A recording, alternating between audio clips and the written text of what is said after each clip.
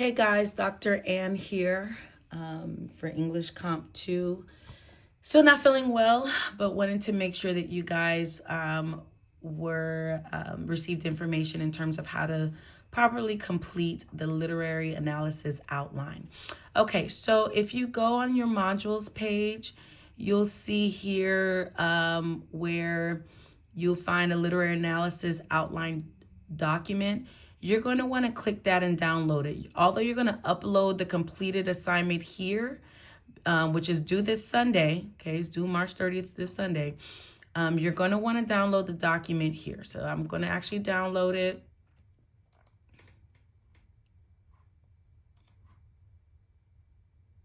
Okay, this is the outline. And you're going to want to complete this document.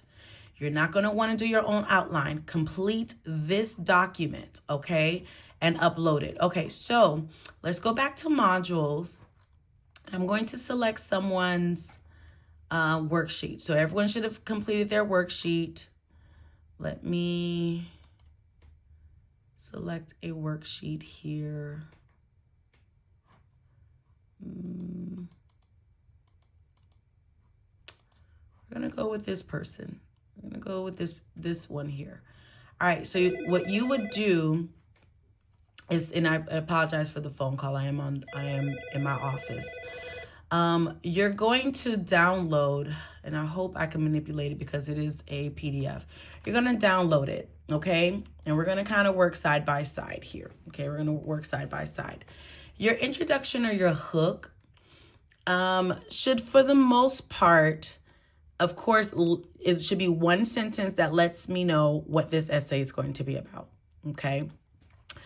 Without saying this essay is going to be about blah, blah, blah, blah, okay? So you're going to type that out.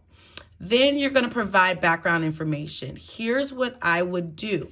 You would want to, actually, about the author could, in fact, be your hook in this case, okay? Now, be careful with this. You see how it provided bullets. You want to kind of remove that. So if you completed something about, the author, hopefully short and sweet, you're going to want to possibly make that part of your opener or your hook. Then background information, okay? This is where the summary would be great, okay?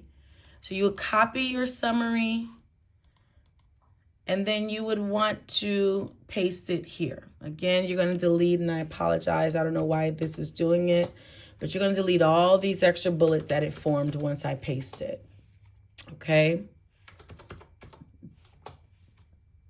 If you want to put some of the information about your main characters, you can. I like to personally infuse information about the characters within the body paragraphs.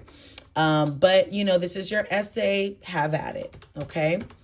And then you're going to take your final thesis statement here.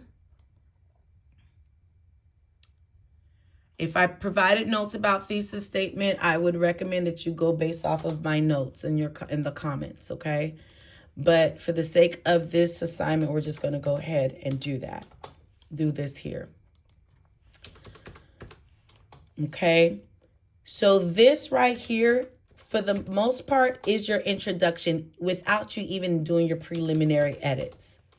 This is if you actually thoroughly did your literary analysis worksheet like this student did, okay? Pretty much you have that. I do not want you to delete any of the headers. Do not delete any headers. It helps me to quickly identify areas for improvement for you, okay?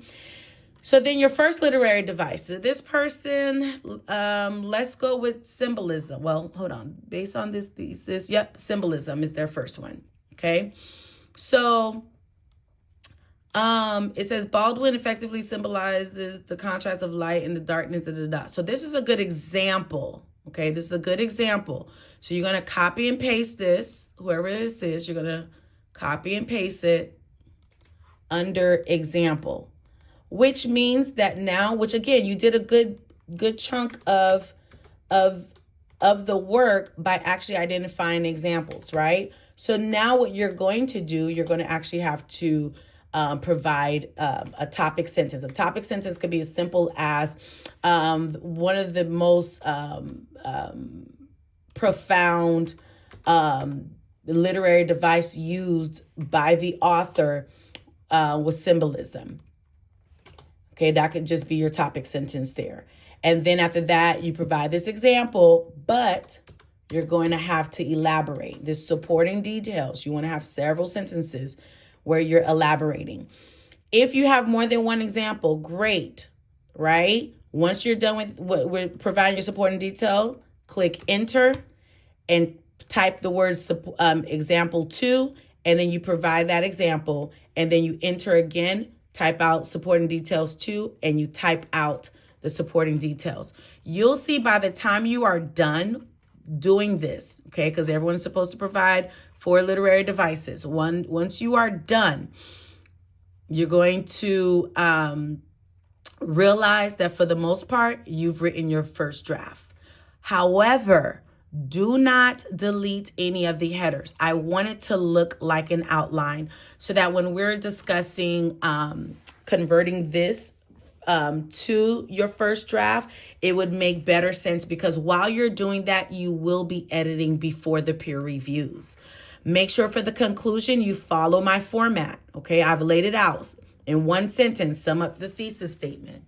In one sentence, sum up the first literary device. Then provide an example of that first literary device. Then sum up the second literary device. Identify what it is. Provide an example, and so forth. All right. If you follow this to the T, your essay should be stellar. All right. I look forward to seeing you guys next week.